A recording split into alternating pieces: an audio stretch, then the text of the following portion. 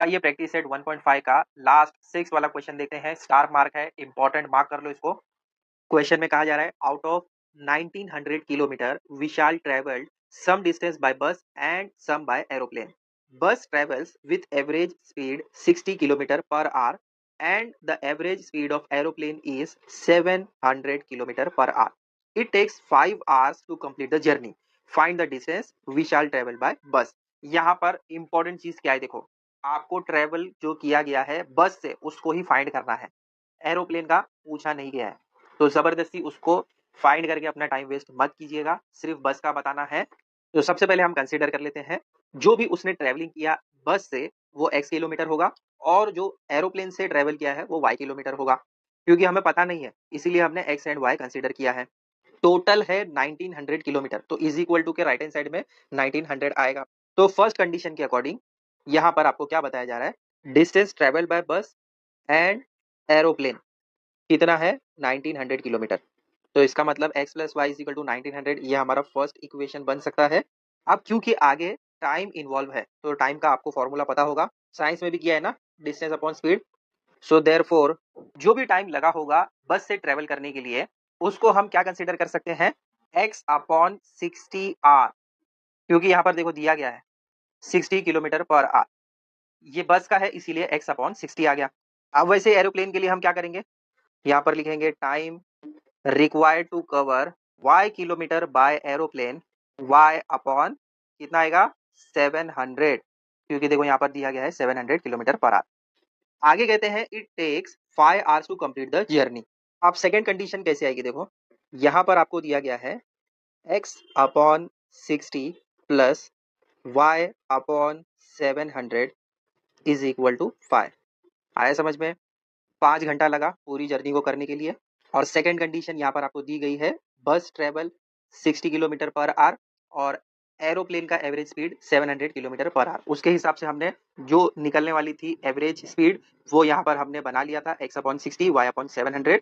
तो इन दोनों को मिलाने के बाद आपको आगे कहा गया 5 आवर्स टोटल लगा इस जर्नी को करने में।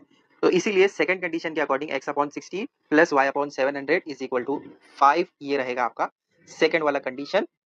लेकिन इसको थोड़ा सा सिंप्लीफाई करना होगा।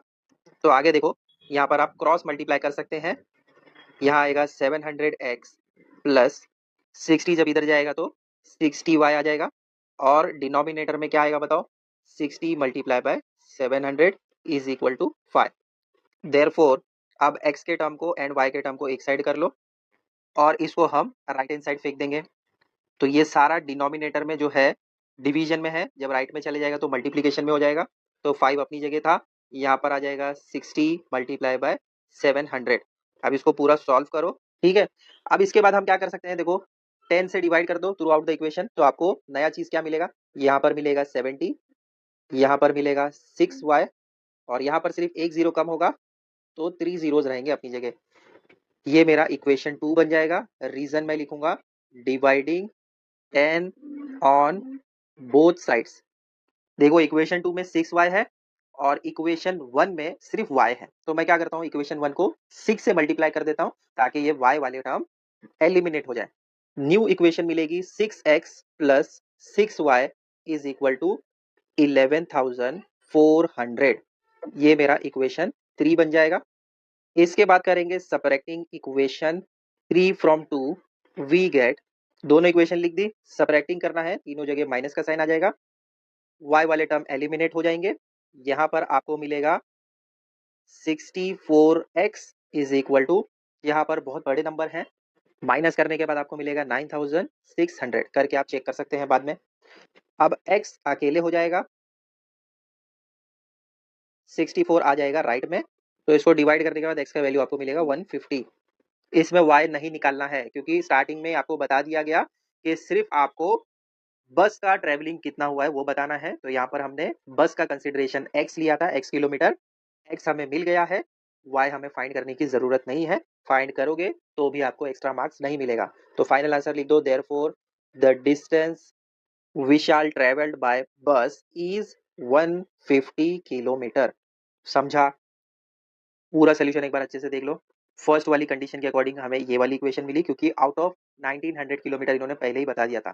तो x प्लस वाई दोनों का मिलाकर 1900 किलोमीटर हो रहा है। ये फर्स्ट वाली इक्वेशन हो गई। इसके बाद इसमें टाइम था, देखो 5 आवर्स बता दिया गया था, तो टाइम का हमने फॉर्मूला अप्लाई किया डिस्टेंस अपॉन स्पीड, ये आपने साइंस में भी किया होगा। तो इसके हिसाब से जो आपको एवरेज स्पीड दी गई थी बस की वो 60 था, तो बस यहाँ पर हमने x कंसीडर किया था, इसीलिए x अपॉन 60 आ जाएगा। एरोप्लेन को y लिया था, तो इसीलिए y अपॉन 700 आ जाएगा। तो इसी के हिसाब से सेकंड कंडीशन हमने बना लिया और लिखा x upon 60 plus y upon 700 is equal to 5, क्योंकि दोनों का टाइम मिलाकर 5 आवर हो रहा था। जब इसको सॉल्व किया तो सेकंड इक्वेशन मिली। सेकंड इक्वेशन मिलने के बाद हमने फर्स्ट वाली इक्वेशन को मल्टीप्लाई किया 6 से, तो थर्ड इक्वेशन मिली। फिर third equation and second equation को माइनस किया, सबट्रैक्ट किया, तो y वाला टर्म कैंसिल हो गया, x वाला टर्म बचा, उसको सॉल्व किया तो 150 मिला और हमें x ही फाइंड करना था। तो इस तरीके से आपका 6th वाला क्वेश्चन कंप्लीट होता है और इसी के साथ प्रैक्टिस सेट 1.5 ही पूरा खत्म हो गया। हर एक सम डिटेल में समझाया है। अब इसके बाद प्रॉब्लम सेट बचा है। प्रॉब्लम सेट थोड़ा सा लॉन्ग है, तो उसको हम ट्राई करेंगे कि पार्ट वाइज बनाएं। Maximum 3 part. मैं ट्राई करूंगा कि 2 पार्ट में ही उसको कंप्लीट करूं, बट अगर ज्यादा लॉन्ग होने लगे वीडियो तो मैक्सिमम मैं 3 पार्ट में उसको कवर करूंगा और ट्राई करूंगा कि बहुत जल्द उसको भी अपलोड कर दूं। ऐसे और वीडियोस हम आपके लिए लाते रहेंगे, तो चैनल को सब्सक्राइब कर लो। मिलते हैं बच्चों अगले वीडियो में बहुत जल्द। Till then take care, bye.